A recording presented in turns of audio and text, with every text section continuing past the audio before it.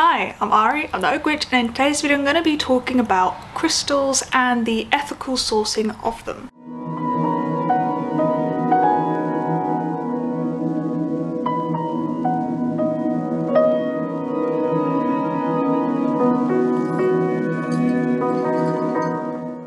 Crystals are something which is quite prevalent within not only just witchcraft but the spiritual community as a whole across the world. Crystals is often a term used to describe stones or minerals in a crystallized form and used in a spiritual setting. So the use of crystals is actually kind of broad, as a lot of people tend to take the new age kind of healing crystal approach in their use. Some other people use them more for like manifestation, and in witchcraft spaces more specifically you tend to see the use of crystals in a more animistic sense, which is how I predominantly use crystals in my craft. But I think crystals are something which has reached such a wide, larger audience.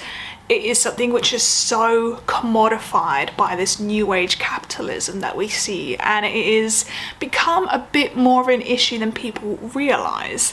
A lot of people sort of see pretty crystals and don't necessarily think anything necessarily wrong with it, but a lot of what people don't see behind the scenes is the problems with the mining industry specifically, and the decimation of the land and the poor working conditions in countries that are miles and miles away. So people don't really know what goes on behind the scenes and the unethical actions that happens in order to get these crystals out on the market for us to buy.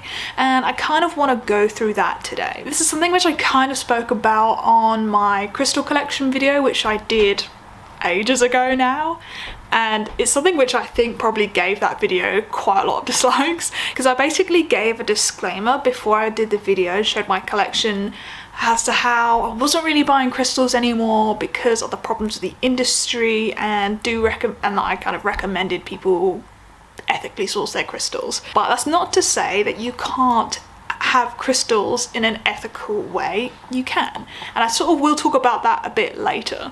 It is funny when you see people talk about crystals, people mostly talk about them in this kind of format as tumblestones or polished, or like a specific polished shape like a wand. But they can go beyond that, and a mineral in itself can have different crystalline shapes. So an absolute favourite of mine is the botryoidal sort of mineral shape. So most notably some grape agate, which is chalcedony, and this is white aragonite. And it basically means that the mineral forms in like small sphere shapes. We have radiating minerals where the crystals kind of emerge from a center, and a notable example of this is brown aragonite, which kind of looks like this in its natural form. We have cubic crystals, and they kind of form in like a cube. This is a notable example, which is just pyrite, but also fluorite is a famous example of this. You can also see bladed crystals here with some tabular ones on it. So yeah, it can come in all different shapes. I think most people are concerned with crystals that kind of look like this, have the very pointed, notable crystal shape, and obviously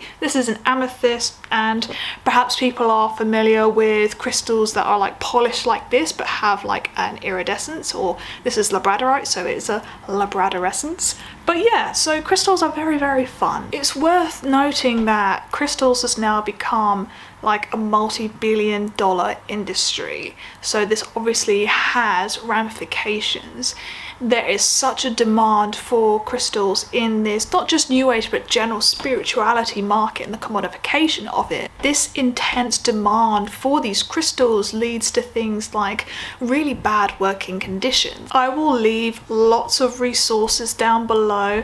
The frame for this video is basically an article that I wrote on my website, and I appreciate not many people like reading long articles, so I thought I'd do this video format. So if you do want to read more, check out that article, and I have links to all the sources that I used.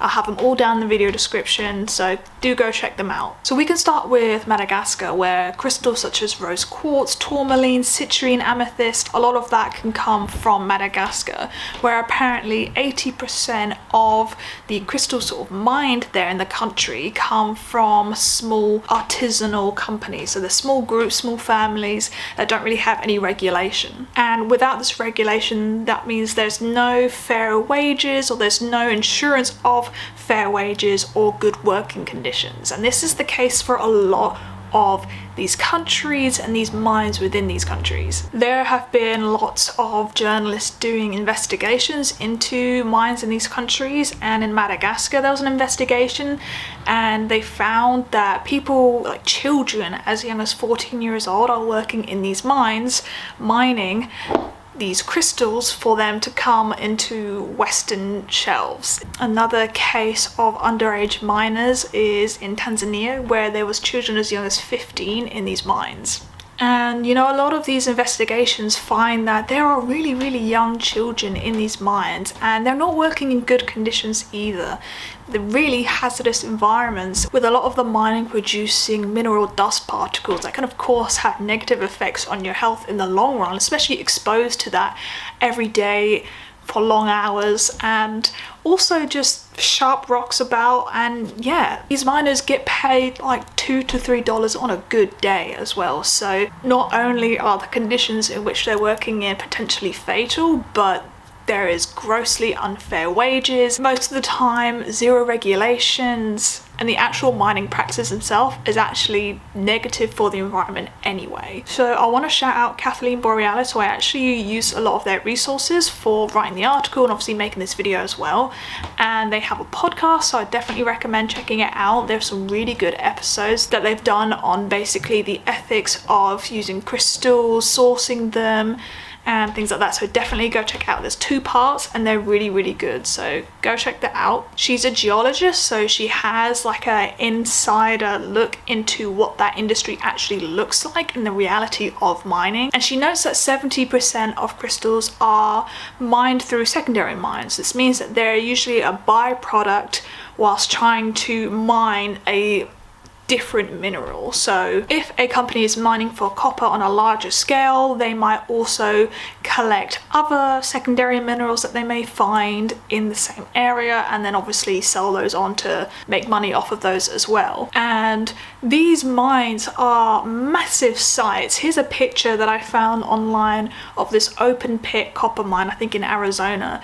Huge decimation of that land. This style of mine, called an open pit mine, is one of the most common types of mines used to mine things like metal, and it has obviously permanent landscape damage, but can also lead to other knock-on environmental effects. Not only threatening wildlife habitats, but pipeline spills as well. And also this means that it pollutes drinking water and it can threaten public health. Earthworks is an organisation which has a campaign called Preventing Mine Tailings Disasters, and this identifies that mines produce massive amounts of waste, increasing amounts, that are stored in these big dams, and they often collapse, which obviously causes catastrophic damage, but also ruins ecosystems. Also, you know, other mining practices can include literally blowing up the land underground, which can have an effect on so many different environmental things like habitats and wildlife in the area. So you're just blowing up a piece of land to find the minerals underneath.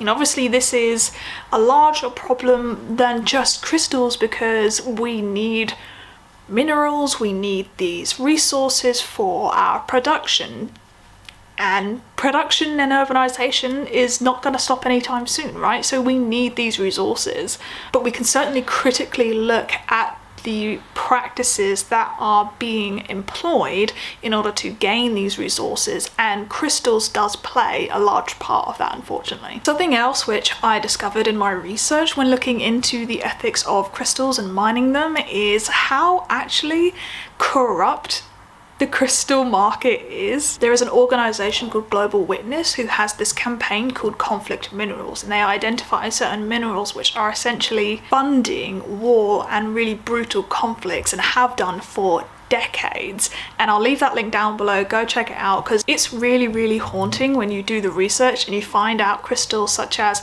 lapis lazuli, which funds the Taliban, and it is a conflict mineral. So go have a read of that. So there's so many different layers to this. I don't think many people realize, many just general spiritual practitioners, witches, pagans who love collecting all these crystals and buying them without a second thought. I'm not saying that we shouldn't be buying crystals or people shouldn't work with them, but I think there's certainly room for at least critically looking at the industry and the problems within it, and making a decision whether you still want to support that. But having that knowledge in the first place, I think, is kind of crucial when we're looking to support our earth, to honour our earth, and to be a bit more eco-friendly and eco-conscious. That being said, I thought I'd give some tips on how to ethically source your crystals, in a friendly way. And one of the things that you can do is actually research the company of the crystal store that you're buying from. So many crystal shops, crystal sellers that do ethically source their crystals. So this can mean that they are actually in touch with the mine that they're buying from, or they sort of know the chain of sellers that leads to the mines in which they're supplying or sourcing their crystals from. So if you know about the mine, you know about the working conditions, you know how it works, and you can sort of vet that mine a bit more closely if you are in contact with it. So of course then you can vet whether or not it's ethically sourced, and then you can say that you're selling ethically sourced crystals. So usually companies that know about the mine are ethically sourcing their crystals and will say so on their website, or if you ask them, they will say so. If they don't know, then it's highly likely, in my opinion, that they aren't. And I'm not going to pretend to be really knowledgeable about the industry or buying or selling crystals, so do check out, for example, Kathleen Borealis and that 2-part podcast episode I talked about, because she does go into it a bit more detail. But I do find that, if you're struggling to find any and you already have a crystal shop you buy your crystals from, ask anyone who works there, and if they can't give you an answer straight away, ask them to follow up. Because, what's the harm in asking? And if they won't, if they refuse to, if they say no, well, then you've kind of got your answer. Another thing worth saying is that you don't have to buy crystals. You don't have to spend loads of money on crystals. You don't actually have to buy or work with really fancy crystals like this anyway, like you can just work with rocks, stones, pebbles that you find on your walk, ones that you have a really close connection to. It can really just look like anything. And I find personally ones that are locally sourced, that are sourced by yourself, has that more personal touch and works better in your magic. But things like quartz is really, really easy relatively to source yourself. I've mentioned this in my channel numerous times in the past, but something which I quite like to do whenever I'm by the beach, whenever I'm by like a body of water, a river or stream, I like to look for quartz or agate or those sort of quartz-like crystals. And I have found so many quartz just searching, just taking time to really look through the rocks. You might be there a while, but you will find some gems. Like this one I absolutely love. You can see all the quartz crystals here in the crevice. It is absolutely beautiful, and I think this works just as well, if not better, than buying crystals like this from a crystal store.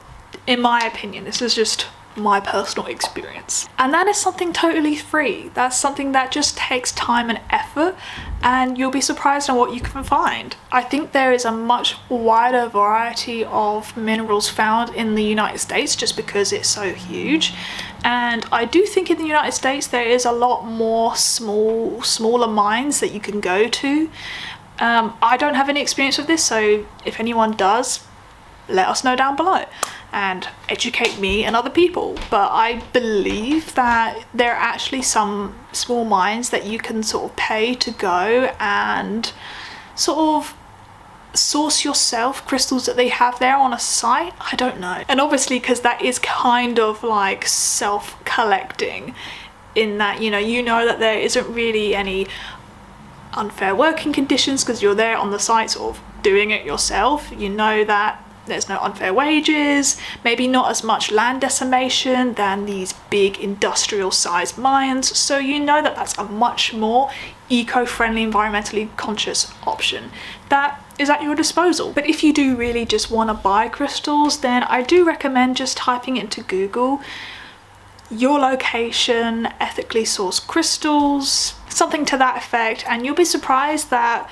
you'll be able to find something. I will put links down below to some stores that on their website say they ethically source their crystals. Again, I've not shopped from every single one of these stores because some are from the United States as well, but I thought I'd list them down below. You can go have a look, maybe ask some questions yourself and vet them yourself, but I thought I'd give those resources down below for you to check out. Also, another option that might make you feel a little less guilty is buying secondhand.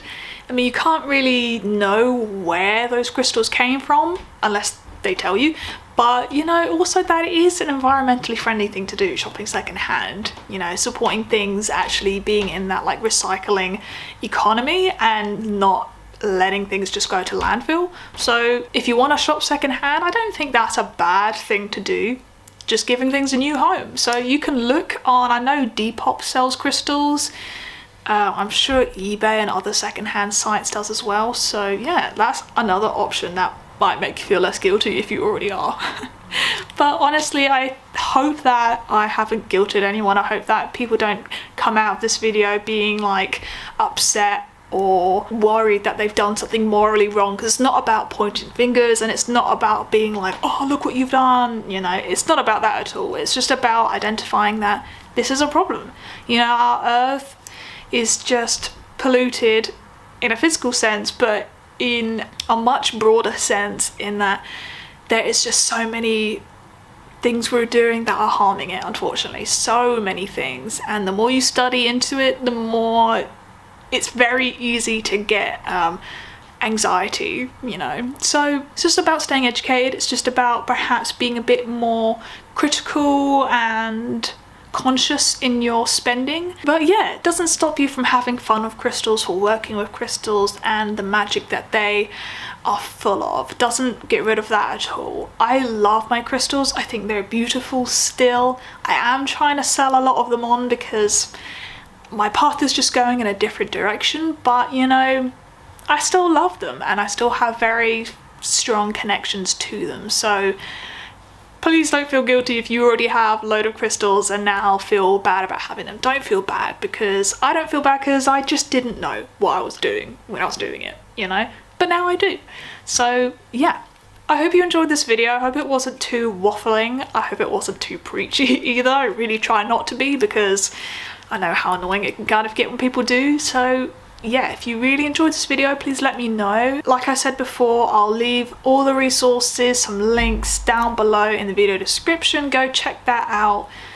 Have a bit more of a read if you wish. And if anyone else has any more thoughts on this topic, any more resources, please share down below. I'd love to know more. I'm sure other people would like to know more.